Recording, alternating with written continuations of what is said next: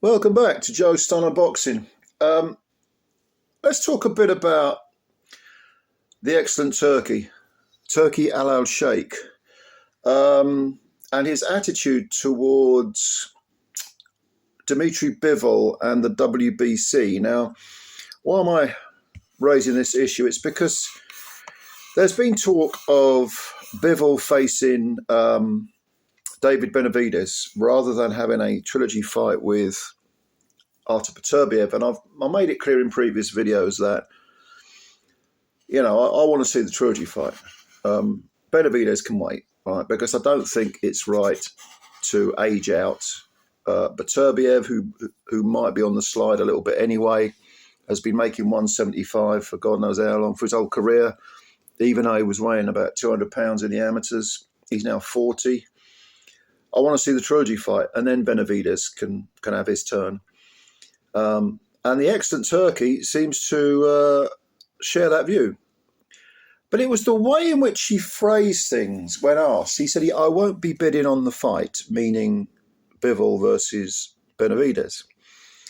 And then he said something, I'm going to paraphrase now. He said, hopefully Bivol will remember who's been good to him. And almost like he's saying, well, I want to see some loyalty now. And this struck me almost like a veiled threat.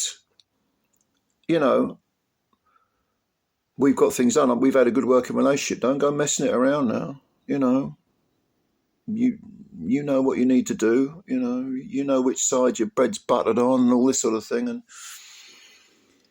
this doesn't surprise me. If it is Turki being kind of flexing his muscles, I mean, he's only a little fucker, isn't he? But, you know, if he's flexing his muscles this is a guy who everyone calls His Excellency. Well, I don't call him His Excellency, but a lot of people do, especially ones that are, you know, licking his arsehole because they want a slice of the big Saudi pie.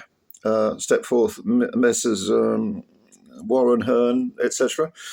But if you're that type of person who's grown up amidst privilege, is used to people revering you, you know, and people bowing to you, and you know you've got the backing of even more powerful people, then I suppose, you know, you're not going to get that role unless you've got something about you, unless your attitude is one of that you can be ruthless when you need to be. You can be cutthroat. And also bear in mind that he has cut a deal with one of the most, in my opinion, one of the most odious vulture capitalists imaginable, which is that revolting little shit, Dana White, who I've got no time for.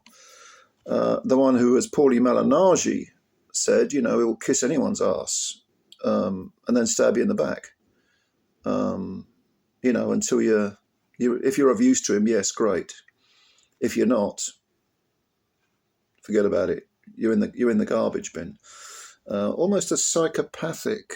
If you know anything about psychopathy, if you've read anything about it or dealt with psychopaths, I've done both, then you will know that when it comes to the psychopath mentality, you're either of use to someone or you're in the way. And that's I think Pat Brown, the criminal profiler, used that phrase first, so I'm pinching it off her. Thank you, Pat. But yeah, Turki is hanging out with, I mean, if you roll around in shit, you end up smelling of the stuff. And if he's hanging out with Dana White, he's going to end up smelling of the stuff. Although there is another way of thinking at it, and that is that he himself has an equally ruthless attitude towards everyone and everything. Just as bad as Dana does. Maybe he is one of those guys who will say anything, do anything, if it means he's going to get his own way. So it doesn't surprise me that he's kind of making these remarks to Bivol. He said similar things to Canelo, didn't he? And yet now he's working with Canelo. So he's used to getting his own way. And when people are used to getting their own way and they don't, immediately you end up with someone, you know, you end up with someone bearing a grudge, or at the very least ostracising other people. And I think if Bivol was to turn his back on Turkey, Turkey wouldn't be too happy about it. There might not be a way back. Turkey strikes me as the type of guy who would say, I'm the one that gets rid of you, you don't get rid of me. But we'll see. We'll see about that. Now, as far as Bivol's concerned, the WBC have ordered him to fight David Benavidez. And there is always the threat that they would strip that title if he didn't fight Benavidez. But let's not forget that not too long ago, Bivol was being ostracised by the WBC because he's Russian.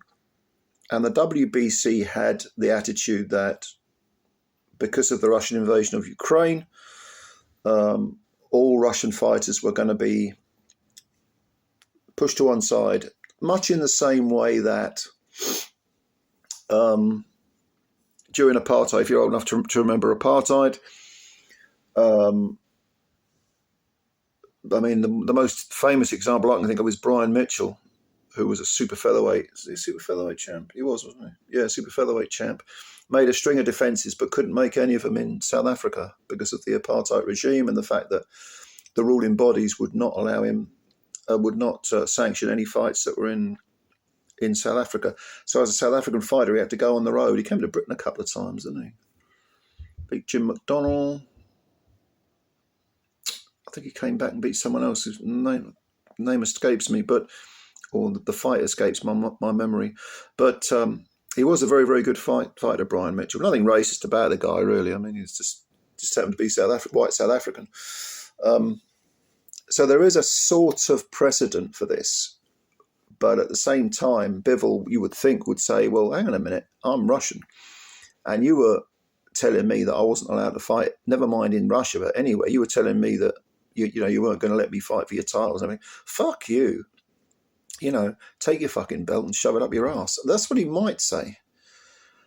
Having said that, of course, Bivol, undisputed champ, would probably want to retain undisputed status, maybe.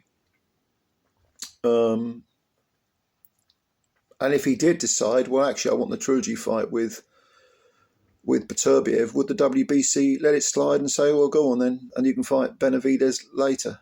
I mean, that would be the logical thing, wouldn't it? But then logic and the WBC don't go together very well. I made a video yesterday about how Lawrence Okolie is the #1 heavyweight in their rankings. And guess who's #2? Anthony Joshua. Last seen getting smashed to bits by Daniel Dubois. I mean, WBC... Again, if you're old enough to remember Jose Suleiman, Maurizio Suleiman's father, he was bad enough, the shenanigans he used to get up to with Don King. But Maurizio Suleiman seems to be intent on outdoing his late father. Funny how the father and the son succeeded the father. It's almost like a dictatorship, isn't it? Yeah, funny that. Anyway, let me know what you think about this Excellent Turkey thing. His attitude towards Bivol. And anything else you got to say? Just leave it down. Leave your comments down below. I'll have a read of them. Thank you very much for watching.